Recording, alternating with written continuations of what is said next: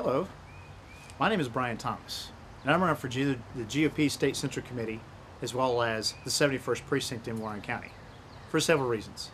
First of all, I'm a strict constitutionalist and a Jeffersonian Republican. I believe in the founding fathers and that they were wise men, and they went through many battles to try to give us the greatest human document since the Magna Carta, the Constitution of the United States.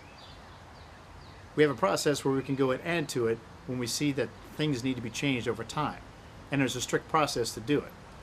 Though now is not the time to have a Constitution Convention for any means, because there are forces out there that would taint the process and will totally pervert it for their means.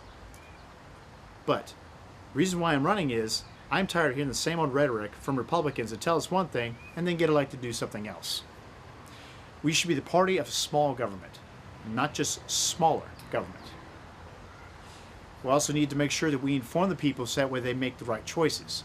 I will do that by making sure I have blogs, vlogs, and regular tweets available for people to read and find out what's going on, especially if there's shenanigans within the Ohio GOP, such as we've seen with Kasich and his Medicaid expansion program, where he's not only changed people on the controlling boards, but at the same time has tried to oust people from the Central Committee to make sure that he gets his policies rammed through without any interruption whatsoever. That, by the definition, is a mafia. And we need to make sure that we have people that are representatives of the people who say, hell no, and state specifically why we will not allow that to happen. Yes, the Tea Party tenets are very good in the three basic principles of limited government, free markets, and fiscal responsibility. However, that should be the bottom of the bill. The top of the bill should read state sovereignty, right to bear arms, and secure borders. Whether that be secure in your personal effects, secure in your home, secure in your car, or just secure within the sovereign state of Ohio. Just like General Washington said, peace through strength, which is actually the mantra of the United States Army in which he originally commanded. Now, just like anything else, once you've got that strength as a centerpiece, then just like any other business proposal, you can go out and say, okay, this is where I want to do, this is what the results of, and this is how much it's going to cost. Anyone that's not going to have their act together, there's no way in hell is going to have a chance to have anyone of any serious interest be approached for monies or resources to promote a project or a cause. Now, the first things that we should definitely focus on is state sovereignty. And with state sovereignty, we can regain that by using nullification, which is what Thomas Jefferson and James Madison had proposed through the Virginia and Kentucky resolutions to bring back power to the states that we had given to the central government, such as nullifying the National Defense Authorization Act, nullifying Obamacare, and any form of gun control that they try to push through Congress. We need to recognize gold and silver as legitimate currency in the great sovereign state of Ohio, with the Federal Reserve and its monetary policies drastically destroying the dollar, and the very serious reality that the U.S. dollar will lose the world reserve currency that it is.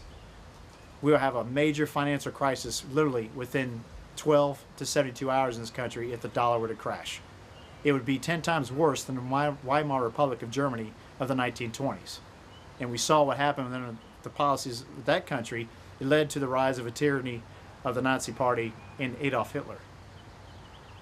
We need to abolish the state and local income tax for several reasons. There are many states that don't even have an income tax, such as Tennessee, and they do very well regaining a lot of that money back in different ways. So, some other things we need to look at also is cutting property taxes. You can regain the loss of property taxes, because that's a myth, that if you lose property taxes, you won't have any money to fund the local government.